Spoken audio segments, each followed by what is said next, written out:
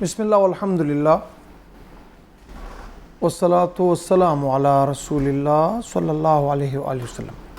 اللہم صلی علی محمد وعلی آل محمد کما صلیت علی ابراہیم وعلی آل ابراہیم انکا حمید مجید۔ اللہم بارک علی محمد وعلی آل محمد کما بارکت علی ابراہیم وعلی آل ابراہیم انکا حمید مجید۔ ناظرین کرام، السلام علیکم ورحمۃ اللہ وبرکاتہ۔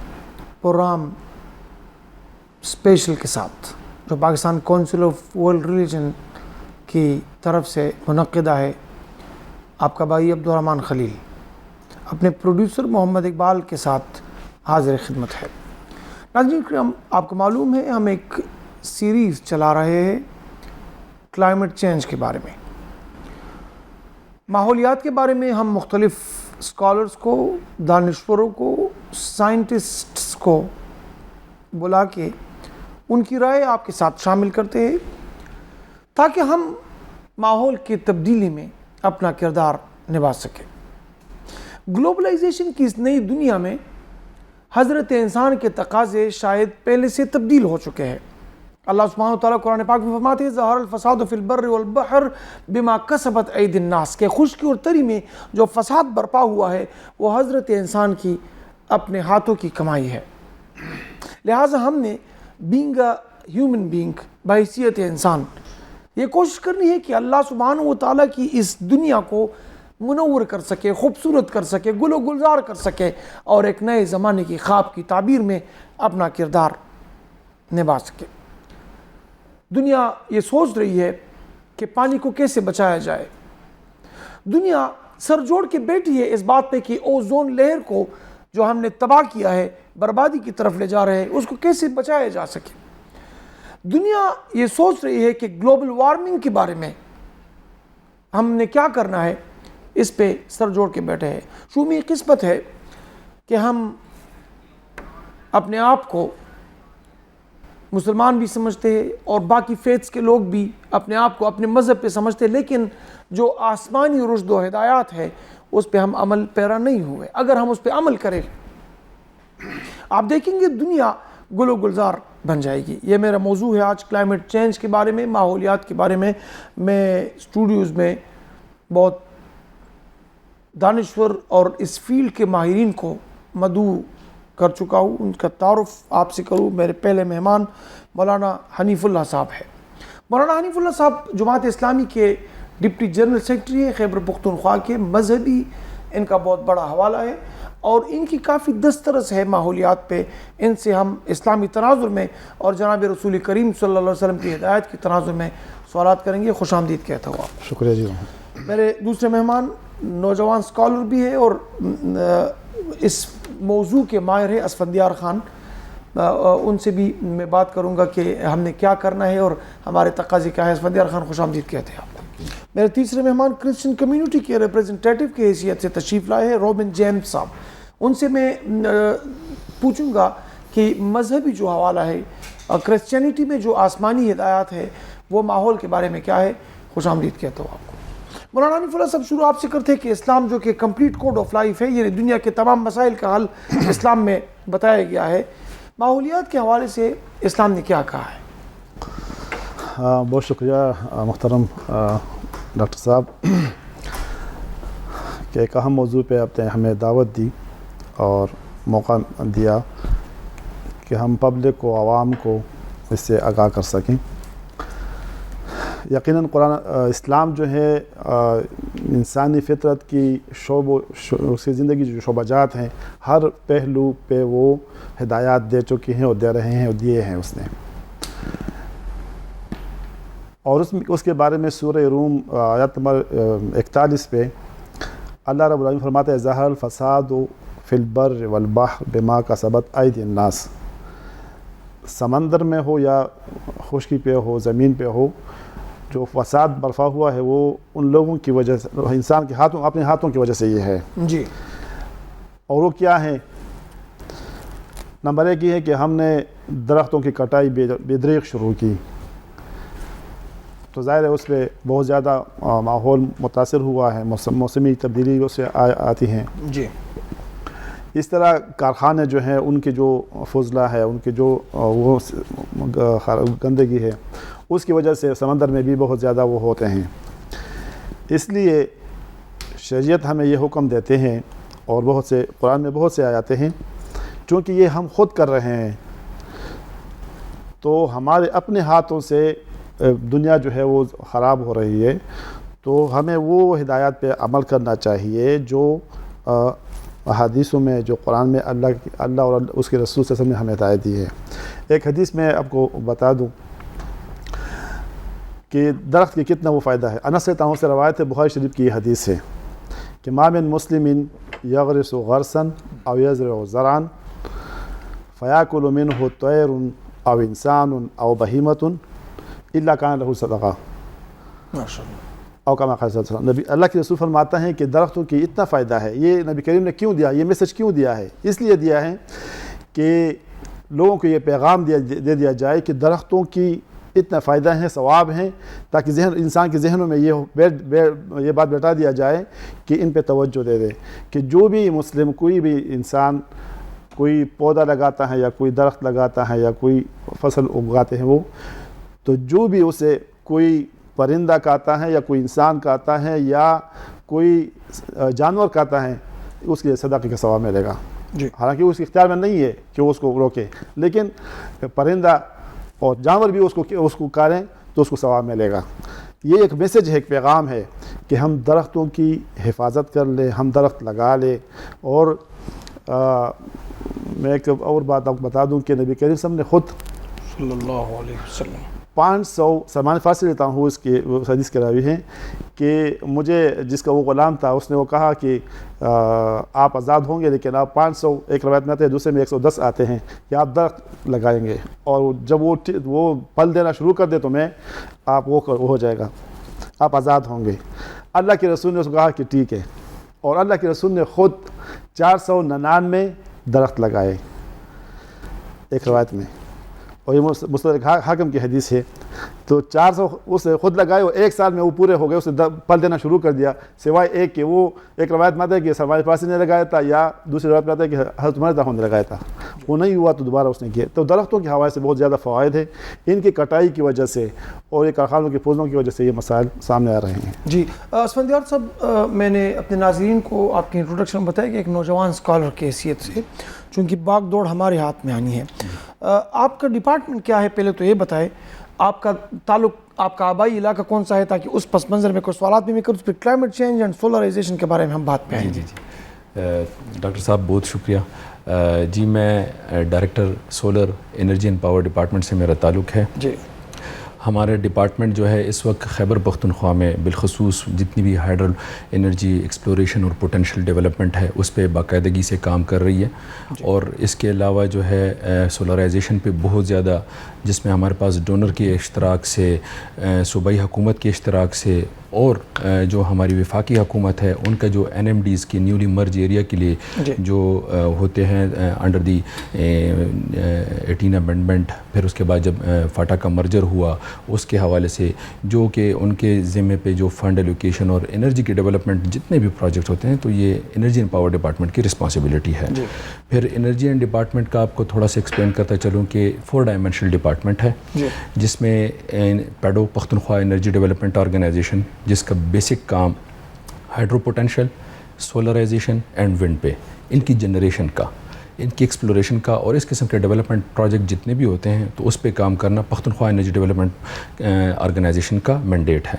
سیکنڈلی پھر ہمارا جو ہے KPOGCL، Pakhtunkhwa oil and gas company limited, جتنا بھی صوبے میں ہمارے آئل اینڈ گیس کے ذرائع ہیں اور ان سے جو ڈیولپمنٹ ہے اور اس کی پھر فردر ترسیل ہے، تو یہ KPOGCL کا کام ہے۔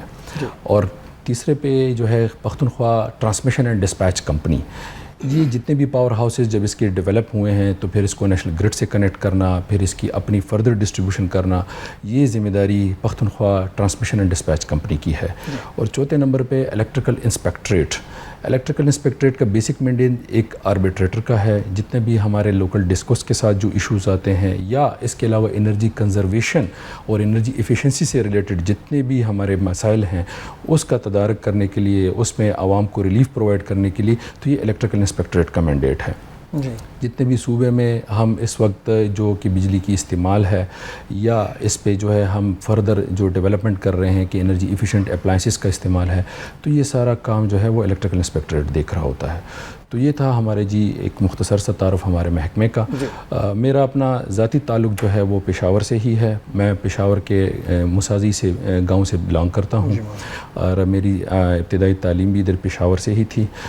میری جو ہے بیسک اسپیشلائزیشن میں الیکٹریکل انجینئر ہوں اور اس کے علاوہ جو ہے پھر میری اسپیشلائزیشن جو ہے وہ پروجیکٹ مینجمنٹس میں میری اسپیشلائزیشن. اسفندیار صاحب، میں اس لیے چاہ رہا تھا کہ آپ کو بتا سکوں کہ یہ علاقہ پہلے جو بہت گرین تھا، ہماری یعنی پشاور پانی کے درمیان کا ایک علاقہ تھا، پانی ناپید ہو گیا ہے، اس پہ بات کریں گے. کلائمیٹ چینج اور سولرائزیشن کے بارے میں ہمارے ناظرین کو بتائیں کہ اس سے کتنی بہتری آئے گی اور یہ کتنا ضروری ہے. شروع میں تو میں یہ اس چیز کو مینشن کرتا چاہوں، آپ نے اپنے پروگرام کے آغاز میں ہی کہا کہ جی پوری دنیا اس وقت سر جوڑ کے بیٹھی ہوئی ہے کہ جو کہ ماحولیات کی تغیرات ہیں اور یہ جو تیزی سے ایک شفٹ اس میں آ رہا ہے تو اس کا تدارک کا کیا کیا جائے، اور دوسرا یہ کہ پھر اس پہ سے جو کہ اس کا ایک رزلٹ جو آؤٹ پٹ آ رہا ہے اس کو کیسے جو ہے اس تبدیل کیا جائے اور اپنے فائدے کے لیے کیسے استعمال کیا جائے.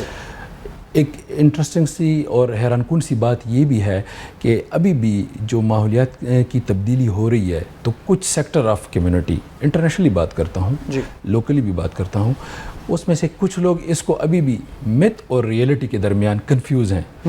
کوئی کہہ رہا ہے کہ یہ حقیقت ہے، جو جتنی بھی تغیرات ہو رہی ہیں تو یہ حقیقت ہے. کوئی کہتے ہیں نہیں جی یہ تو قدرت کا ایک حساب ہے اور وقت بوقتاً کے ساتھ یہ ہو رہا ہے، یعنی قدرت ہم سے انتقام لے رہی ہے. جی وہ یہ کہہ رہے ہیں. کچھ لوگوں کا ابھی بھی یہی ایک سوچ ہے ان کی. میں صرف اور صرف آپ کو IRC جو کہ انٹرنیشنل ریسکیو کمیٹی ہے وہ اس کو کیسے دیکھتی ہے، پھر UN اس کو کیسے دیکھتی ہے، یہ عالمی ادارے ہیں. دنیا اس کو کیسے دیکھ رہی ہے، آپ نے اس کا ایک ذکر کیا تھا. جو کہ ابھی بھی ہمارا جو کلائمیٹ شفٹ ہو رہا ہے، کلائمیٹ شفٹ ہے کیا چیز؟ جو کہ ہمارا ٹمپریچر میں درجہ حرارت جو اینولی ایک دنیا کا گلوب کا انکریز ہو رہا ہے، ساتھ ساتھ ہی جو کہ موسم کے تغیرات ہو رہے ہیں. اگر آپ کو یاد ہے تو تقریباً کوئی 20-25 سال پہلے سپٹمبر سے سردیاں سٹارٹ ہو جاتی تھیں. بچے اسکول کے سپٹمبر سے سویٹر پہننا شروع کر دیتے تھے، لیکن اب وہ جنوری میں پہننا شروع کر دیتے ہیں. اور ہمارا جو تھا پہلے مارچ سے پراپرلی گرمی شروع ہو جاتی تھی، سپرنگ بھی ہمارا مارچ سے شروع ہو جاتا تھا. لیکن اب اگر آپ دیکھیں سردیوں کا سپیل تو وہ اپریل تک آ گیا. دسمبر میں بھی ابھی بھی ایک لے مین کی حیثیت سے اگر آپ دیکھیں تو دسمبر میں بھی ابھی بھی آپ AC لگاتے ہیں. ایسا ہی ہے. بالکل. یہ ہے موسم کی تغیرات و تبدیلی، اس کو کہتے ہیں جی کلائمیٹ شفٹ. دنیا بھی اس کو اسی نظر سے دیکھ رہی ہے. اسی بیسس پہ کیوٹو پروٹوکول ہوا تھا 1997 11 دسمبر 1997 میں 88 کنٹریز نے اس کو سائن کیا تھا. اسی چیز پہ کہ جو تیزی سے انڈسٹریلائزیشن ہو رہی ہے دنیا میں اور جو کہ گلوبلی ٹمپریچر چینج ہو رہا ہے. UN کا ہی ڈیٹا ہے، ناسا کے نے جو لاسٹ ریویل کیا تھا کہ ارتھ کا ٹمپریچر 2 ڈگری سی وہ تب انکریز ہو گیا ہے، جس کی وجہ سے گلیشیئرز میلٹ ہو رہے ہیں، جس کی وجہ سے سیلاب آ رہے ہیں، جس کی وجہ سے آبادی ریلوکیٹس ہو رہی ہیں. آپ کو پتہ ہے اس وقت سب سے زیادہ جو کہ relocation of the communities who رہی ہیں تو وہ سیلاب کی وجہ سے، موسم کی تبدیلی کی وجہ سے، جو تغیرات آ رہے ہیں اس کی وجہ سے یہ ہو رہی ہے. تو climate change it is a reality, اس کو مت نہیں کہا جا سکتا، اس حقیقت سے منہ نہیں موڑا جا سکتا.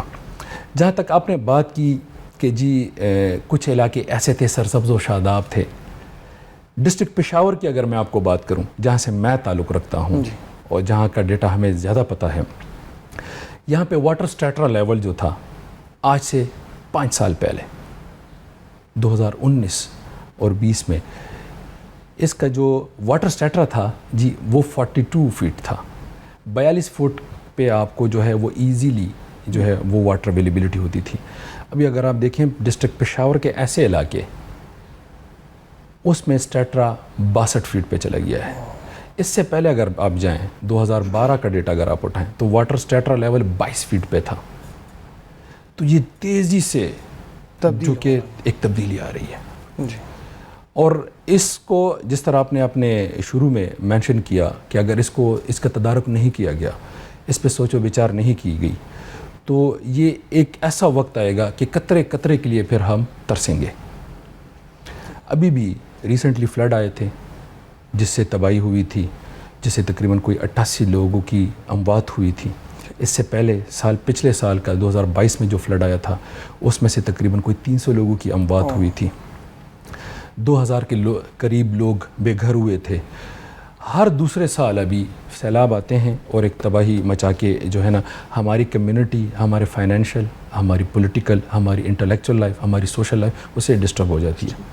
تو جس طرح آپ نے کہا تیزی سے جو ہمارا جو ایکو سسٹم ہے وہ ڈسٹرب ہو رہا ہے اس سے. جی. اسفندیار سے کلائمیٹ چینج اینڈ سولرائزیشن کی اگر ہم بات کریں کہ سولرائزیشن ہو رہا ہے اور ماحولیات کا اور اثر جو اس کے جو اثر انداز ہوگا اس پہ بات کریں گے. میں ایک مختصر سے وقفے پہ جا رہا ہوں. ناظرین کرام ہمارے ساتھ رہیے گا. ہم انشاءاللہ ماحولیات کی تبدیلی میں جو ہمارا کردار ہونا چاہیے, ہم تدارک کس طرح کر سکتے ہیں, اس پہ بات کریں گے. وقفے کے بعد حاضر ہوتے ہیں. ناظرین کرام وقفے کے بعد حاضر خدمت ہے. اسفندیار صاحب میں نے جو سوال کیا تھا میں چاہوں گا اس کا جواب دے, پھر جی ایم صاحب کے پاس جائیں گے. جی بالکل. سولرائزیشن اور کلائمیٹ چینج کا جی وہ چولی دامن کا ساتھ ہے آپس میں. جی. اس وقت اگر ہم سولر کے ان جنرل دیکھیں جی 1 کلو واٹ آور سسٹم سے, جس طرح مولوی صاحب نے بھی شروع میں درختوں کی اہمیت کی بات کی, جی, تو 1 کلو واٹ سسٹم سے ماہرین کا یہ کہنا ہے کہ جی 40 سے 60 درخت وہ جو کہ تناور درخت ہوتے ہیں اس کی کوریج ہوتی ہے. جی. ساتھ ہی ساتھ سولرائزیشن جو ہے آپ کو مددگار ثابت ہوتی ہے کاربن کے ایمیشن میں. اس وقت جتنا بھی یہ کلائمیٹ چینج ہو رہا ہے, جو گریجولی جو گلوبل ٹمپریچر 2 ڈگری سی پہ تک رائز ہو چکا ہے, اس میں سب سے بڑی وجہ وہ کاربن ڈائی آکسائڈ گیس کی ایمیشن ہے, یا ہم جتنے بھی گرین ہاؤس گیسز ہیں جس میں ہمارے پاس میتھین وغیرہ یہ بھی شامل ہیں اس کی ایمیشن ہے. سولرائزیشن کا فائدہ یہ ہے کہ یہ آپ کو وہ کاربن ڈائی آکسائڈ کی ایمیشن میں جو ہے وہ آپ کو سٹاپ کرتا ہے, کیونکہ سولر جو کہ مین اس کا کنسٹیٹیوٹ سیلیکا ہوتا ہے وہ کاربن نیوٹرل ہے. جی. تو سولرائزیشن اس کے ساتھ ساتھ ہی اس کا ایک امپیکٹ جہاں پہ یہ ہمارے کلائمیٹ کو بچاتا ہے, ساتھ ہی ساتھ ہماری کمیونٹی کو اس وقت الیکٹریسٹی پاور جو کہ مین ریکوائرمنٹ ہے, ہیلتھ اور اس کے علاوہ انفراسٹرکچر کے علاوہ electricity power is a main requirement of the daily life. تو اس میں ہمیں جو ہے سولرائزیشن ایک مددگار ہے. Solarisation is a secondary source of energy, جہاں پہ ہمیں جو ہے ونڈ اور سولر جتنی بھی رینیوبل سورسز ہیں یہ ہمارے پاس سیکنڈری سورس آف انرجی ہیں. سولرائزیشن اور ونڈ کی میں خصوصاً بات کروں, لیکن ابھی ہمارے اتنے اس حد تک ہماری وہ ریکوائرمنٹ چلی گئی کہ آلموسٹ سولرائزیشن جو ہے بیٹری لگا کے تو ہم اس کو ایک پرائمری سورس آف انرجی ہمارے لیے بنا رہے ہیں. جتنا بھی ہمارے پاکستان کا بالخصوص یہ ایک امیہ ہے کہ جی ہمارے پاس ریموٹ ایریاز بہت زیادہ ہیں, تو جہاں پہ نیشنل گرڈ کی اویلیبلٹی نہیں ہے. اگر نیشنل گرڈ ہے ہمارے پاس تو وہاں پہ بہت زیادہ لوڈ شیڈنگ ہو رہی ہے, اگر ہے تو ادھر انسسٹینیبل ہے ہمارے پاس. تو ان تمام چیزوں کو مد نظر رکھتے ہوئے جو ہے ہمارے پاس solarization is the only solution ہماری جتنی بھی مشکلات ہیں. اسفندیار صاحب خوشائند بات یہ ہے کہ میں ایک سفر سے 1-2 دن پہلے آ رہا تھا, جہاز سے میں نے وادی پشاور کو دیکھا, تقریباً مور دین 90% گھروں میں جی سولرائزیشن ہو چکی ہے. میں محروم ہوں. ابھی اس پروگرام کے بعد آپ سے مشورہ کریں گے کیا کیا جائے. ابھی تک ہم محروم ہیں, لیکن الحمدللہ یہ خوشائند ہے کہ لوگوں میں آگے بھی آگے. دوسری بات یہ کہ غربت بھی اس کی ایک بہت بڑی وجہ ہے کہ لوگ افورڈ نہیں کر سکتے. جیم صاحب آپ کے پاس آتے ہیں, مذہبی حوالے پہ مولانا حنیف اللہ صاحب سے ہم نے بات کی. میں ناظرین کو میں نے پہلے بھی یہ کہا کہ آسمانی رشد و ہدایات جو ہے وہ انسانیت کی بقا اور سلامتی کی ضامن ہے. جتنا ہم آسمان سے جڑیں گے, جتنا ہم دین کے ساتھ وابستہ ہوں گے, تو ہمارے خوف امن میں اور ہماری بیماری جو ہمیں لگی ہے وہ شفا میں اور ہماری مشکلات راحت میں تبدیل ہو سکتی ہے. آپ کیا کہیں گے کہ کرسچینٹی میں جو ابواب ہے ماحولیات کے بارے میں ہمارے ناظرین کو ذرا آگاہ کیجیے. جیسا کہ آپ جانتے ہیں کہ کتاب مقدس میں جو بائبل مقدس میں سب سے پہلی کتاب ہے جسے پیدائش کی کتاب کہا جاتا ہے، اس میں اس کائنات کی تخلیق کا ہمیں ذکر ملتا ہے، اور اس کائنات کو جب تخلیق کیا گیا تو اس میں ہر ایک چیز جو موجود ہے، جو آج ہمیں نظر آتی ہے، جس کا وجود ہمیں دکھائی دیتا ہے، جس میں پرندے ہیں، جانور ہیں، حشرات ہیں، پودے، درخت ہمیں نظر آتے ہیں، انسان ہے، جب خدا نے ان کو تخلیق کیا، ان کو بنایا، تو بائبل مقدس میں لکھا ہے کہ خدا خوش ہوا انہیں بنا کر، اور جب انسان کو بنایا تو خدا اور زیادہ خوش ہوا، اور خدا نے ایک برکت دی تھی۔ وہ برکت صرف انسان کے لیے نہیں تھی، انہوں نے کہا تھا کہ پھلو اور بڑھو اور زمین کو معمور اور محکوم کرو۔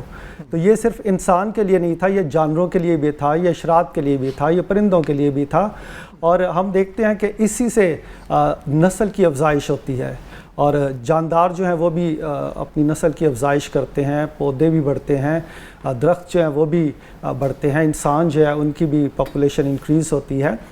تو وقت کے ساتھ ساتھ انسان نے اپنا رہن سہن بگاڑنا شروع کر دیا، انہوں نے درخت کاٹنا شروع کر دیے، اور پانی کا استعمال جو ہے وہ حد سے زیادہ کرنا شروع کر دیا، جو انسان کی ضرورت سے بھی زیادہ ہے، اور اس کی وجہ سے پھر یہ نقصان ہوا کہ ہماری جو زمین ہے اس کا ٹمپریچر جو ہے وہ بڑھنا شروع ہو گیا۔ پھر کتاب مقدس میں لکھا ہوا ہے کہ دینداری قناعت کے ساتھ بڑے نفع کا ذریعہ ہے۔ جب ہم اپنی زندگی میں قناعت پسندی کو اپناتے ہیں تو ہر چیز جو ہے وہ بیلنس ہونا شروع ہو جاتی ہے، لیکن اگر ہم جو ہمیں بلیسنگز ملی ہیں، جو برکات ہیں ہمارے پاس، جو رحمتیں ہیں خدا کی انسان کے لیے، ان کا جب ہم غلط استعمال کرتے ہیں تو وہ رحمتیں، وہ برکتیں جو ہیں ہمارے لیے وہ کم ہوتی چلی جاتی ہیں، کیونکہ انسان اپنی ہی غلطیوں کی وجہ سے اور ان کو مینیج ٹھیک طریقے سے جب نہیں کرتا تو پھر ہم اپنا ہی نقصان کرواتے ہیں، جس میں ہماری ہیلتھ بھی ایفیکٹ ہوتی ہے۔ اس کے علاوہ جاندار جو ہیں، دوسرے جانور، پرندے، حشرات جو ہیں، ان کی زندگی بھی متاثر ہوتی ہے، اور کتاب مقدس میں لکھا ہوا کہ ہر ایک متنفس، یعنی ہر ایک سانس لینے والی چیز جو ہے، اس میں پودے بھی ہیں، اور یہ سب جو ہے یہ اس کی وجہ سے ایفیکٹ ہوئے ہیں۔ اور غلطی انسان کرتا ہے لیکن اس کا خمیازہ جاندار دوسرے بھی بھگتتے ہیں، یعنی جانور، پرندے، حشرات، اور جو دوسری اس زمین پہ ہمیں چیزیں دکھائی دیتی ہیں۔ مولانا حنیف اللہ صاحب آپ کے پاس آئیں گے۔ قرآن اور حدیث میں کافی ہدایت ہمیں عطا کی ہے کہ وَجَعَلْنَا مِنَ الْمَاءِ كُلَّ شَيْءٍ حَيٍّ، یعنی ہر زندہ سر کو ہم نے پانی سے پیدا کیا۔ ہم نے جو ڈرنکنگ واٹر ہے، جو پینے کا صاف پانی ہے، اس کو کنٹیمنیٹڈ واٹر میں تبدیل کر دیا ہے۔ آپ دیکھیے کہ سوات جو کہ سوئٹزرلینڈ ہے پاکستان کا، سوات کی میں خود جب اسٹوڈنٹ تھا 97 98 میں، تو ہم گئے تھے تو وہ پانی ہم پیتے تھے، ابھی وہ گٹر کا پانی ڈرنکنگ واٹر میں تبدیل ہو گیا ہے۔ اسفندیار صاحب کا موضوع بھی ہے کہ حکومت وقت ریاست کی بنیادی ذمہ داری ہے کہ وہ کیا کر رہی ہے۔ وہ ہوٹلز والے، یعنی وہ کس یہ جنگل کے قانون میں تو نہیں رہے، کوئی ریگولیٹری اتھارٹیز ہے، یا تو وہ پیسے کھاتے ہیں اور اپنے آپ کو، اپنی نسلوں کو چند پیسوں کے عوض تباہ کر رہے ہیں۔ میں چاہوں گا آپ اسلامی تعلیمات کے حوالے سے پانی کا جو ہم ضیاع کرتے ہیں یا پانی کو کنٹیمنیٹ کرتے ہیں، اسلام نے کیا کہا ہے؟ محترم ڈاکٹر صاحب، آپ نے جو بات بتائی کہ آپ سوات کی بات کر رہے ہیں، جی، میں اپنی پشاور کی بات کر رہا ہوں، جہاں ہم رہتے ہیں دن بہار کالونی پہ، جو مین میں وہ نہر ہے۔ ہم جب بچے تھے تو یہ پانی ہم خود پیتے تھے، ہمیں نیچے زمین اس کے وہ نظر آ رہی تھی، اتنی صاف تھی۔ اب یہ مسائل اس میں آئے ہیں۔ بہرحال اسلام نے ایک ترتیب بنایا ہے۔ سورہ نمل آیا اور 20ویں پارے کی پہلی آیات ہیں، امن خلق السماوات والارض وانزل لکم من السماء ماء فانبتنا به حدائق ذات بہجۃ۔ یہ کون ہے جو آپ کے لیے زمین و آسمان پیدا کیے؟ تو زمین میں جتنے بھی چیزیں آتی ہیں وہ یہ ہیں، اس کی ایک ترتیب بنائی ہے کہ یہ اس کی دیکھ بھال سب کچھ ہماری ذمہ ہے، کیونکہ ان عرضنا الامانۃ علی السماوات والارض فابین ان یحملنها واشفقن منها وحملها الانسان انہ کان ظلوما جہولا۔ انسان، زمین کی کائنات کی اختیارات اللہ نے انسان کو دی ہے، تو انسان کو دی ہے کہ اس کی ساری پلاننگ منصوبہ بندی آپ یہ کر لیں. تو ہم نے اپنے کہ آپ کے فائدے کے لیے آسمان سے پانی اتارا ہے اور اس سے ہم آپ کے لیے باغات اور یہ چیز وہ آپ وہ کر رہے ہیں اگاتے ہیں. تو الہ مع اللہ کوئی اور ہیں. ایک اور حدیث میں آپ کو بتا دوں کہ اللہ کے رسول صلی اللہ علیہ وسلم نے فرمایا تھا کہ اگر آپ وضو کر رہے ہیں، وضو جو ایک فرض چیز ہے، اور آپ ایک نہر جاری پہ بیٹھے ہیں تو آپ زیادہ پانی استعمال نہیں کریں گے، یعنی ضیاء نہیں کریں گے. ہم پانی کتنے فضول ضائع کر رہے ہیں اور فضول چیزوں میں استعمال کر رہے ہیں. ہم گاڑیوں کو اس طرح دھوتے ہیں، پائپ کو چھوڑ کے اس طرح وہ بہہ رہے ہیں. بلکہ پینے کے پانی سے گاڑیوں کو دھوتے ہیں. بالکل جی، جو کہ کہیں بھی نہیں ہے دنیا میں. تو ہم نے اس پانی کا وہ نہیں، حالانکہ اللہ کے رسول نے تو کہا ہے کہ آپ وضو بھی کرتے ہیں، آپ نہر اور یا دریا کے کنارے بیٹھے ہیں، آپ بھی زیادہ پانی استعمال نہیں کریں گے، اسراف نہ کریں جی. لیکن ہم وہ نہیں کر رہے ہیں. تو اللہ نے اس کائنات کو ہمیں حوالہ کیا، اس کے اختیارات ہمیں دی، جس طرح میں نے آپ کو 2 آیاتیں بیان کی، تو ہم اس کا نہیں کر رہے ہیں. اس طرح ہمیں سورہ سبا میں فارسن علیہم سیل العارم، ہم نے اس پہ ان لوگوں پہ جو اللہ کی بات نہیں مان رہے تھے، ہم نے ڈیم جو ہے اس کی پانی اس کے اوپر چھوڑ دیا. ٹھیک ہے، تو اس سے ہمیں اشارہ ملتا ہے کہ آپ ڈیم بنائیں، پانی کو ذخیرہ کریں، صحیح استعمال کریں اس کا. اس پہ بہت سے وہ فائدے ہیں اس کی. تو ہم پانی کی بھی وہ کر رہے ہیں، ضیاع کر رہے ہیں، اس کا خیال نہیں کرتے. اس طرح جو قوانین ہیں وہ بھی صحیح نہیں بنا رہے ہیں. جو اس کا خیال ہے، جو اللہ کے رسول نے ہدایت دی ہے، اس پہ بھی عمل نہیں کرے تو یہ مسائل تو سامنے آئیں گے پھر. اور جو میں نے آپ کو پہلے بھی بتایا کہ جو درخت، جس طرح میرے عباس پندار بھائی نے بھی اس طرح یہ بات بتائی کہ یہ درختوں کے ایک وہ حدیث میں آتا ہے، حضرت ستاروں کی حدیث ہے کہ، اور وہ ہے مسند احمد کی حدیث ہے کہ ان قامت الساعہ، انس سے ہم فرماتا ہے کہ اللہ کے رسول نے فرمایا، قال رسول اللہ صلی اللہ علیہ وسلم ان قامت الساعہ، اگر قیامت قائم ہو جائے، وفی ید احدکم فصیلہ، اور آپ کی کسی انسان کے ہاتھ میں کھجور کی ایک وہ ہو، درخت کے وہ چھوٹا پودا ہو، اور آپ کو ان استطاع اللہ تقوم حتی، آپ کو یہ قیامت قائم ہونے سے پہلے آپ کو موقع مل جائے تو آپ یغرسہا، کہ اس کو وہ پودا وہ کر دے، فلیغرسہا، حکم ہے. تو ہم اس کو ادھر اس کی توجہ نہیں دے رہے ہیں. یعنی قیامت برپا بھی ہو جائے لیکن آپ کوئی پرپس فل کام کرنا چاہتے تو وہ کر لے، کیونکہ قیامت آپ کا کام نہیں ہے، یہ کام آپ کے ہاتھ میں. آپ کے ہاتھ میں ایک پودا ہے اور اتنا ٹائم آپ کو مل رہا ہے کہ قیامت کے آنے میں قائم ہونے سے پہلے آپ یہ پودا وہ کر سکتے ہیں، تو پودا لگا لیں. اور اللہ کے رسول کیا بتائیں. جی زبردست. اسفندیار صاحب، امپیکٹ جو ہے انرجی کا انوائرمنٹ پہ جو ہم سولرائزیشن کر رہے ہیں، ہمارے ناظرین کو بتائیے کہ اس کا امپیکٹ کیا ہے. سر امپیکٹ تو دیکھیں آپ کے سامنے، ایک ابھی ریسنٹلی جو میں نے فلڈ کی بات کی، فلڈ 2022 کی بات کی، فلڈ 2024 کی بھی بات کی، امپیکٹ تو بالکل کلیئر ہمارے سامنے ہے. جتنی بھی ابھی ہمارے پاس کمیونٹی ریلوکیشنز ہو رہی ہیں، جتنے ابھی ہمارے پاس یہ تغیرات آئے ہیں، گلیشیئرز آپ کے میلٹ ہو رہے ہیں، عالمی جنگیں بھی اس پہ ابھی شروع ہونے والے یو ایس اور رشیا کے درمیان جو کولڈ وار جاری ہے، تو وہ پولر ریجن پہ ہی ہے نا، کیونکہ وہاں پہ گلیشیئرز میلٹ ہوئے اور وہاں پہ جو کہ گیس اور جو پیٹرول وغیرہ کی ایکسپلوریشن ہوگی، تو یہ سارا ہی کلائمیٹ چینج سے لنک ہے. اس کے ساتھ ساتھ ہی دیکھیں سر، ایک چیز ہم دیکھتے ہیں، یہ دنیا کی اکانومی کو تیزی سے تبدیل کر رہا ہے. آپ نے سولرائزیشن کی بات کی جو کہ خصوصاً میرا مینڈیٹ بھی ہے.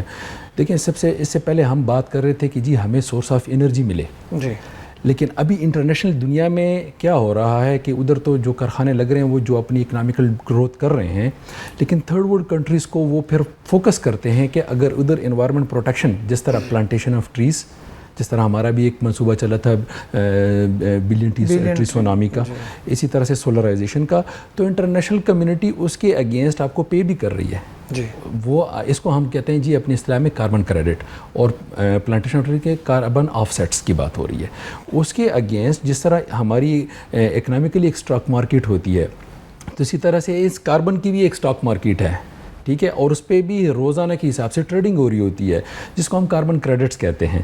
تو ابھی بھی ہماری government of Khyber Pakhtunkhwa particularly ابھی اسی چیز پہ جی فوکس ہے. جتنی بھی انہوں نے سولرائزیشن کے پروجیکٹ کیے, جتنے نے ہائیڈرو انرجی کے پروجیکٹ کیے, جتنے نے پلانٹیشن آف ٹری کے پروجیکٹ کیے, تو اس سے جو کہ کاربن کریڈٹنگ ہو رہی ہے تو اس کے لیے جو ہے وہ عملاً جو انٹرنیشنل دنیا کے ساتھ اس کی ٹریڈنگ میں بھی محفوظ ہے. تو ساتھ ساتھ جہاں پہ اس کا ایک امپیکٹ یہ ہو رہا تھا کہ جہاں پہ اس سے تباہی آ رہی تھی, وہاں اسی سے ہمیں ایک اور ہوپ بھی ہے جہاں پہ ہم اس کی ٹریڈنگ بھی کر رہے ہیں. موجودہ آج کے تقریباً اس سال کا ڈیٹا اگر میں آپ کے ساتھ شیئر کروں تو $15 پر ٹن آف کاربن وہ جو ہے اس کا وہ ایک ریٹ چل رہا ہے. تو دنیا اب اس کو اکنامیکلی زمرے سے بھی دیکھ رہی ہے. ساتھ ساتھ ہی اس سے جو ہمارے پاس انیشلی مہنگے سورس تھے بجلی پیدا کرنے کے لیے, دیکھیں تو کلائمیٹ چینج ہی کی وجہ سے ہمیں سولرائزیشن کا احساس ہوا, ہمیں رینیوبل سورسز کا احساس ہوا, اور اسی سے جی ہے ہم اپنے لیے سستی بجلی بنا رہے ہیں. تو اس کا ابھی دیکھیں امپیکٹ تو ہر لیول پہ ہے. شروع میں نے آپ کو کہا سوشلی بھی امپیکٹ ہے, پولیٹیکلی بھی امپیکٹ ہے. آپ جتنی بھی اسکیمیں اپنی اینول ڈیولپمنٹل پلان کی اٹھا کے دیکھیں تو اس پہ تقریباً کوئی 60% آپ کا وہ آپ کا ہوگا انرجی سے ریلیٹڈ, اور اس پہ جو ہے آپ کا انرجی کے پروجیکٹ پھر آپ اٹھا کے دیکھ لیں تو اس کا 40% آپ کا سولرائزیشن کا ہوگا. میکسیمم پورشن آپ کا اس وقت ہماری جو ADP ہے جو کہ پچھلے سال میں چل رہی تھی, جو کہ پچھلے گورنمنٹ سے انٹرم سیٹ اپ میں بھی کنٹینیو ہو رہی تھی, تو 52 ارب روپے وہ صرف سولر کے پروجیکٹس تھے. تو ساتھ جو اس نے ہمارے پولیٹیکل لائف کو, ہمارے سوشل لائف کو اور انٹلیکچوئل لائف کو ہر ایک لیول پہ اس کو امپیکٹ کیا ہوا ہے. جی جناب رابن جیمز صاحب, میرا سوال یہ ہے کہ کرسچینٹی اینڈ کلائمیٹ چینج, یعنی آپ اگر ہمیں ایک اس کی سمری آپ بتائیں کہ کرسچینٹی میں جو تعلیمات دی گئی ہے انجیل مقدس میں, جیسے کہ آپ نے پیدائش کی کتاب کا حوالہ دیا, جی تو کیا کہیں گے فیتھ لیڈر کے حوالے سے بھی اس پہ پھر بات کریں گے, لیکن میں چاہوں گا کہ کرسچینٹی اینڈ کلائمیٹ چینج کے بارے میں بتائیں. جی میں ایک معجزہ بتانا چاہوں گا حضرت عیسیٰ علیہ السلام کا. جی ایک مرتبہ وہ سرمن دے رہے تھے اور تقریباً 5000 سے زیادہ لوگ وہاں پہ موجود تھے. جی تو وہاں پہ انہوں نے اپنے حواریوں کو کہا کہ ان کو کھانے کے لیے دیا جائے. تو ان کے جو حواری تھے انہوں نے کہا کہ اتنے زیادہ لوگوں کو کھانا دینا جو ہے بڑا مشکل کام ہے, ہمارے پاس تو اتنے ریسورسز نہیں ہیں. تو وہاں پہ ایک نوجوان لڑکا تھا, تو اس نے ان کے ایک حواری نے کہا کہ اس کے پاس روٹیاں اور مچھلیاں ہیں, اور انہوں نے کہا کہ لے آؤ. انہوں نے اس پہ برکت چاہی اور 5000 سے زیادہ لوگ جو تھے انہوں نے کھایا. اور وہاں پہ لکھا ہوا ہے کہ حضرت عیسیٰ علیہ السلام نے انہیں مشورہ دیا کہ جتنے ٹکڑے بچ گئے ہیں ان کو جمع کرو, اور جو ٹکڑے بھی جمع کیے گئے تھے اس سے 12 ٹوکرے بھر گئے تھے. اٹس مین کہ وہ نہیں چاہتے تھے کہ اس خوراک کو ضائع کیا جائے, وہ چاہتے تھے کہ اس خوراک کو محفوظ کیا جائے. تو اسی طرح ہماری زندگی میں ہر ایک چیز جس کو ہم ضائع کرتے ہیں وہ ہمارے لیے ہی نقصان کا باعث بنتی ہے.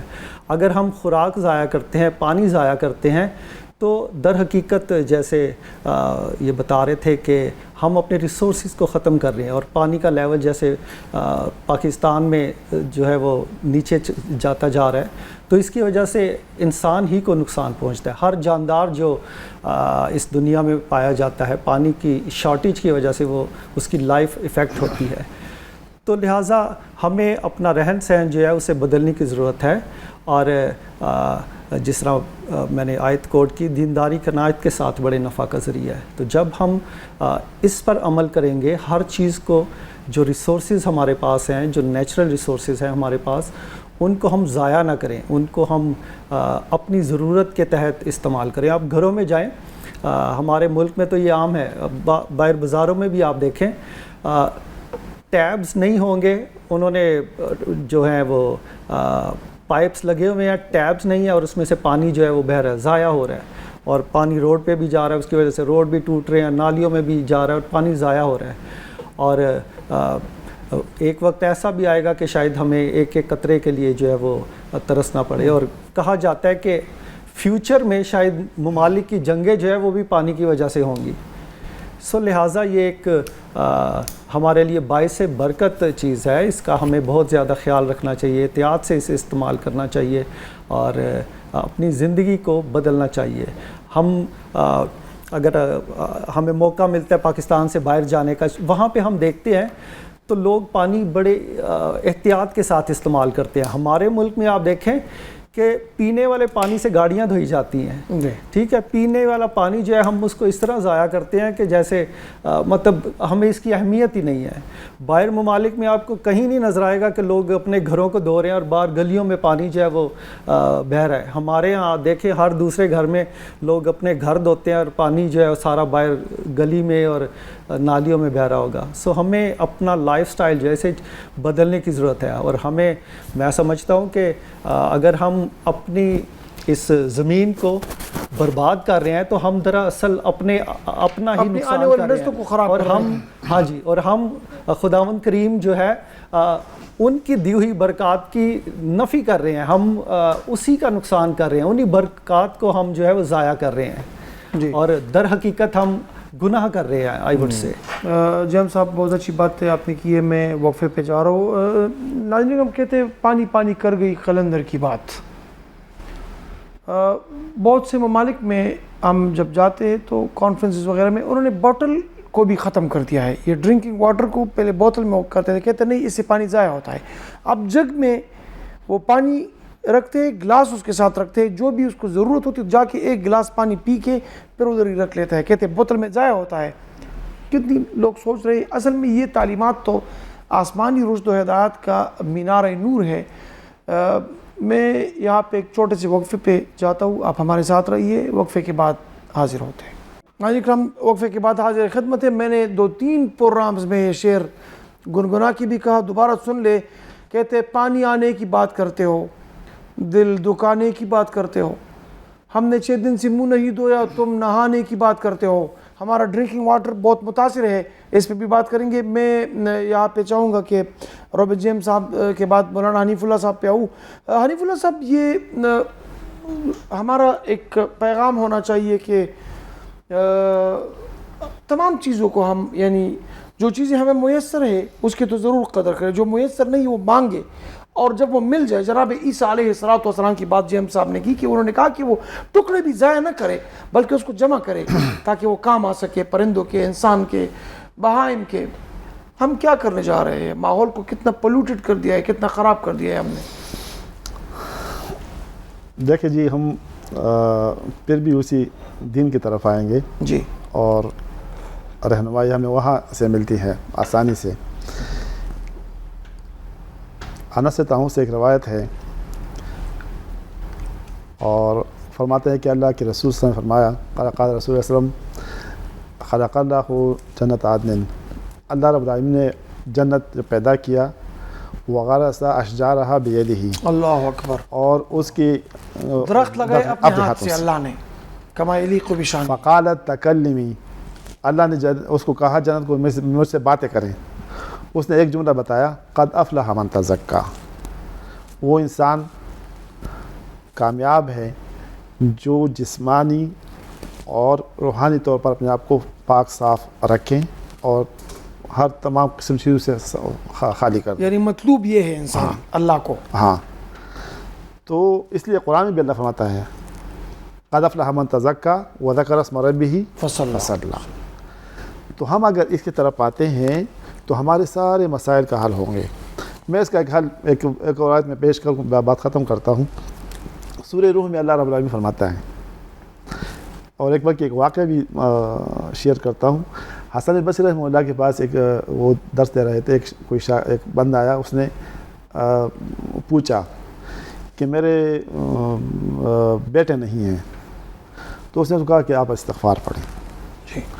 دوسرا بندہ آیا، اس نے کہا کہ بارشیں نہیں ہیں اور کیا کریں، اس نے اس کو کہا کہ آپ بھی استغفار پڑھیں۔ تیسرا بندہ آیا کہ ہماری فصلیں خراب ہو رہے ہیں تو اس کیا کریں، کوئی حل بتائیں، تو اس نے کہا کہ استغفار پڑھیں۔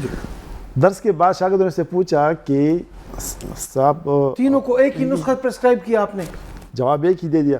اس نے کہا یہ میرا جواب نہیں ہے، یہ تو اللہ کی جواب ہے، اللہ نے اس کا حل نکالا ہے کہ ایک چیز سے کتنے حل نکالتے ہیں، اور اللہ نے فرمایا ہے سورہ نوح میں آیات نمبر 10 میں اللہ فرماتا ہے فَقُلْتُ اسْتَغْفِرُوا رَبَّكُمْ إِنَّهُ كَانَ غَفَّارًا يُرْسِلِ السَّمَاءَ عَلَيْكُمْ مِدْرَارًا وَيُمْدِدْكُمْ بِأَمْوَالٍ وَبَنِينَ وَلَكُمْ جَنَّاتٍ وَيَجْعَلْ لَكُمْ أَنْهَارًا۔ ان ساری چیزوں کا حل جو ہے ایک استغفار میں استغفر اللہ، یعنی استغفر اللہ کا مطلب ہے اللہ کی طرف رجوع کریں، اپنے گناہوں سے اللہ کی طرف آ جائیں، جی تو بیٹے بھی دیں گے اللہ، مال بھی دے گا، معیشت بھی ٹھیک ہو جائے گی، ٹھیک ہے۔ جب بیٹے آپ کے ہو نوجوان پاکستان میں کتنے ہیں، ہم اس کا صحیح استعمال نہیں کر رہے، یعنی دنیا بوڑھے ہو رہی ہے، ہم جوان ہو رہے ہیں، اس 63% جوان ہیں ہمارے پاکستان میں، بہت خوشی کی بات ہے۔ معیشت بھی ٹھیک ہو جائے گی، وَيُمْدِدْكُمْ بِأَمْوَالٍ، مال بھی دے دے گا اللہ، اور وَيَجْعَلْ لَكُمْ جَنَّاتٍ وَيَجْعَلْ لَكُمْ أَنْهَارًا، فصلیں بھی ٹھیک ہو جائے گی، باغات بھی ٹھیک ہو جائے گی، اور پانی بھی زیادہ ہو جائے گا ایک استغفار سے۔ تو حل یہ ہے کہ ہم اللہ کی طرف رجوع کر لیں، اور اللہ اور رسول نے جو ہدایت دی ہے، جب ہم آسمان رشد و ہدایت طرف رجوع کریں گے تو ماحول خود ہی صاف ہو جائے گا اسفندیار صاحب۔ کیونکہ ساری چیزوں کا حل جو ہے وہی کائنات جو پیدا کیا ہے وہ اللہ ہے، اللہ سب کچھ کرتا ہے۔ اسفندیار صاحب، انٹرنیشنلی ہم اگر دیکھیں، میں چاہوں گا کہ آپ ابھی چائنا سے ریسنٹلی آئے ہیں، تو وہ وہاں پہ کیا ہے، یعنی وہ ماحول کو کس طرح منظم رکھ رہے ہیں؟ چونکہ ہمیں چاہیے کہ دوسروں سے ہم سبق اخذ کریں تاکہ اپنے ملک وطن عزیز پاکستان کی بقا اور سلامتی میں اپنا کردار نبھائے۔ جی بالکل سر، جیسے ابھی میں آپ کو یہ بتا دوں 2021 میں China Beijing city the most polluted city قرار دیا گیا تھا۔ آج کے دن میں اگر آپ دیکھیں تو لاہور ہمارے ٹاپ آف دی رینک ہے، جی، اور پشاور سٹی کو پہلے 20 پولوٹیڈ سٹیز میں بھی شمار کیا جاتا ہے۔ آج کی رینکنگ میں لاہور ٹاپ آف، جو کہ نہایت افسوسناک ہے۔ جی بالکل۔ اس سے پہلے 2021 میں بیجنگ جو تھا وہ موسٹ پولوٹیڈ سٹی تھا۔ 2022 میں سر وہ 47ویں نمبر پہ چلا گیا تھا۔ 2023 پہ وہ 107 نمبر پہ چلا گیا تھا۔ انہوں نے بہت کوئکلی جو ہے اس چیز کو اپناتے ہوئے اور اس چیز کا تدارک کرتے ہوئے اپنی زندگی اور اپنے لائف سٹائل کو چینج کیا۔ آپ نے شروع میں ایک سوال کیا تھا کہ جی نیشنل ادارے کیا کر رہے ہیں اور وہ اس کا تدارک کیسے کریں؟ سر ادارے تو متحرک ہیں، ادارے اپنی کوشش میں مصروف ہیں، اور دن اور رات وہ اسی تگ و دو میں لیتے ہیں کہ جو کہ قانون کی بالادستی اور قانون کے مطابق جو ہے ہر ایک سیکٹر میں بشمول کلائمیٹ چینج میں جی وہ اپنی خدمات دیں۔ لیکن ایک مسئلہ یہ ہے کہ یہاں پہ ہمارے پاس وسائل کی بہت زیادہ کمی ہے۔ جی، تو جس طرح سر نے کہا، جس طرح جو ہے رابرٹ صاحب نے کہا کہ جی ہمیں کمیونٹی ایز اے نیشن بھی ایک رول پلے کرنا ہوگا، جی، اپنی صفائی ستھرائی کا اور اپنے گرد و نواح کی صفائی ستھرائی کا اور اپنے ماحول کا ہم نے خود بھی خیال رکھنا ہوگا۔ جی، چائنا میں سر ایسا تھا کہ میں آپ کو ایک چھوٹی سی چیز ان کی یہ بتاتا چلوں کہ میں تقریباً 6 اسٹیٹس ان کے میں نے وزٹ کیے تھے، میں آفیشیل وزٹ پہ تھا۔ کسی بھی جگہ پہ ہمیں واش روم جیسی جہاں پہ پانی کی بنیادی ضرورت ہوتی ہے وہاں پہ صرف نہانے کے علاوہ پانی کسی اور چیز کے لیے مہیا نہیں تھا، یعنی صرف شاور کے لیے مہیا تھا، صرف شاور کے لیے تھا۔ دیوار چین پہ ہم گئے تو جب جو ہی ان کو پتہ چلا کہ ہم پاکستان سے ہیں تو انہوں نے پاکستانی قوم کو وہ بہت زیادہ مہمان نوازی کرتے ہیں، جی، پاکستان کہہ کے، تو جتنے بھی لوگ تھے وہ جمع ہوئے اور انہوں نے ہماری مہمان نوازی کی پانی سے۔ اللہ، اچھا، جو پانی کی بوتلیں انہوں نے ہمیں پیش کی تو جب میں نے اس کو دیکھا تو ہمارے یہاں پہ وہ ڈھکن والی بوتلیں ہوتی ہیں، وہاں پہ سٹارک والی بوتلیں ہوتی تھیں تاکہ ایک قطرہ بھی ضائع نہ ہو، نیچے نہ گرے۔ اور خصوصاً وہ آپ ادھر جائیں تو آپ کو وہ مشروب پیش کرتے ہیں تو 2 قسم کے مشروب ہوتے ہیں، یا ہماری گرین ٹی جیسا ایک مشروب ہوتا ہے یا پانی۔ تو جتنی بھی دنیا کی بڑی بڑی قومیں ہیں انہوں نے پانی کی اہمیت کو اچھے طریقے سے سمجھا ہے اور انہوں نے اپنی زندگی میں بھی اس کو رائج کیا۔ اس کے ساتھ ایک بہت چھوٹی سی چیز میں آپ کو بتا دوں، 12 دن میں نے چائنا میں قیام کیا اور 6 اسٹیٹس میں نے وزٹ کیا، میرے بوٹ پہ ہلکے سا برابر گردہ بھی نہیں تھا۔ جس پالش کے ساتھ میں گیا تو اسی کے ساتھ میں واپس آیا ہوں۔ اچھا سر، اس کے علاوہ جب آپ جہاز میں اوپر سے آپ سفر کرتے ہیں تو اگر آپ دیکھتے ہیں تو ان کی سٹیز بھی پراپرلی پلانڈ اور صفائی ستھرائی ویسی ہی نظر آتی۔ ہم تو یعنی اپنے گھر کو صاف کرتے ہیں، باہر روڈ پہ کچرا بھی پھینکتے ہیں، اپنی گاڑی سے گند بھی پھینکتے ہیں۔ تو ہر ایک چیز سے پہلے سر اپنے آپ کو بدلنے کی ضرورت ہے، اپنے آپ سے شروع کرنا ہوگا۔ جیمز صاحب کیا پیغام دیں گے؟ وقت میرے پاس بالکل مختصر ہے۔ جی ہاں، میں سب سے پہلے حکومت پاکستان سے کہنا چاہوں گا کہ ہمارا جو کریکولم ہے اس میں اویئرنیس ڈالی جائے تاکہ ہمارے جو بچے ہیں جو ہمارے اسکول کالجز یونیورسٹی کے اسٹوڈنٹ ہیں ایٹ لیسٹ ان کو پتہ چلے کہ نصاب میں شامل کیا جائے. ہاں جی اس میں شامل کیا جائے. دیکھیں بچپن میں جب ہم چھوٹے تھے تو ہم جب بازار جایا کرتے تھے نا تو دودھ لینے جاتے تھے تو ہم گھر سے برتن لے کر جاتے تھے. جی آج لوگ خالی ہاتھ جاتے ہیں وہاں سے شاپنگ بیگ میں لے کر آتے ہیں. ایک شاپنگ بیگ وہ جس میں دودھ ڈالتے ہیں اور دوسرا پکڑنے کے لیے الگ شاپنگ بیگ دیا جاتا ہے. جی اسی طرح پہلے ہم جب بچپن میں روٹی لینے جاتے تھے تو گھر سے ہم صافی لے کر جاتے تھے. آج آپ دیکھیں کہ تندور والوں نے بھی شاپنگ بیگ رکھے ہوئے ہیں. سو ہمیں اپنا جو لائف سٹائل ہے اسے بدلنے کی ضرورت ہے. اسی طرح شاپنگ کے لیے جب ہم جاتے ہیں تو پرانے وقتوں میں لوگ ٹوکریاں لے کر جاتے تھے یا کپڑے کے تھیلے ہوا کرتے تھے وہ لے کر جاتے تھے. آج آپ دیکھیں لوگ شاپنگ بیگ لے کے آتے ہیں اور وہی جو ہے وہ ہمارے لیے تباہی کا باعث ہے, وہی ہمارے لیے نقصان کا باعث ہے. اور اس کی وجہ سے بہت زیادہ ہماری ہیلتھ ایشوز ہمیں ہو رہے ہیں. کل میں سوشل میڈیا پہ دیکھ رہا تھا کہ چھوٹے چھوٹے بچے جن کی ایج تقریباً انڈر 10 آئی وڈ سے ان کو کڈنیز کی پرابلم ہو رہی ہیں. کس وجہ سے؟ کیونکہ ہم نے اپنا رہن سہن جو ہے اسے بگاڑ لیا ہے. اور ایک فارنر لیڈی تھی, کل ہی اس سے ہماری بات ہو رہی تھی تو وہ مجھے بتا رہی تھی کہ ہمارے ملک میں یہ جو گلیوں میں آوارہ کتے یا بلیاں پھرتی ہیں تو ان کو آپ دیکھو تو یہ خوب تندرست ہوتے ہیں, موٹے موٹے ہوتے ہیں. آپ کے یہاں جب ہم گلیوں میں دیکھتے ہیں کسی کی ٹانگ ٹوٹی ہوتی ہے, کسی کی جو جسم سے خون بہ رہا ہوتا ہے تو وہ کہتے ہیں کہ ہمیں بڑا دکھ ہوتا ہے یہاں پاکستان میں دیکھ کر. اور جو یہ سٹریٹس میں آپ کو اینیملز نظر آتے ہیں وہ بالکل کمزور ہوتے ہیں اور دبکے ہوئے ہوتے ہیں, کوئی شخص جائے پاس تو وہ ڈر جاتے ہیں. وہ کہتے ہیں ہمارے ملک میں ایسا نہیں ہے. سو ہمیں جیسے ہماری مقدس کتب ہمیں سکھاتی ہیں, بتاتی ہیں, ہمیں اس پر عمل کرنے کی ضرورت ہے. انسان کے ساتھ ساتھ حشرات, ٹھیک ہے, جاندار جتنے بھی ہیں جس میں پرندے ہیں, جانور ہیں یا پانی کے جو جتنے جانور ہیں ان کا بھی ہمیں خیال رکھنے کی ضرورت ہے. اور ہمیں اپنے بچوں کو ایجوکیٹ کرنے کی ضرورت ہے کہ یہ بھی خدا کی مخلوق ہے, ان کا بھی ہم نے خیال کرنا. رابن جیم صاحب شکر گزار ہوں, آپ نے بہت قیمتی آراء سے ہمیں نوازا. اسفندیار موسیٰ زئی صاحب میں شکر گزار ہوں آپ کا بھی کہ آپ نے بہت اچھے انداز میں بہت کم وقت میں بہت اچھی باتیں کی. آپ کو دوبارہ بھی زحمت دیں گے. مولانا حنیف اللہ صاحب شکر گزار ہوں آپ کا بھی. ناظرین کرام, کہتے گل اوروں کی طرف پھینکے ہے بلکہ ثمر بھی, گل اوروں کی طرف پھینکے ہے بلکہ ثمر بھی, اے خانہ بر انداز چمن کچھ تو ادھر بھی. ہمیں دنیا سے سیکھنا ہوگا, ماحولیات میں اپنا کردار نبھانا ہوگا, ہمیں بہار کی امید اور ایک نئے زمانے کی خواب کی تعبیر دینی ہوگی. ہمیں یہ باتیں اپنے نصاب کا, اپنی مساجد کا, اپنی جو مذہبی عبادات رسومات ہیں اس میں ہم نے ایک ٹیچر کے طور پہ اس پہ بات کرنی ہوگی. ہم نے جامعات میں, یونیورسٹیز میں اس پہ بات کرنی ہوگی.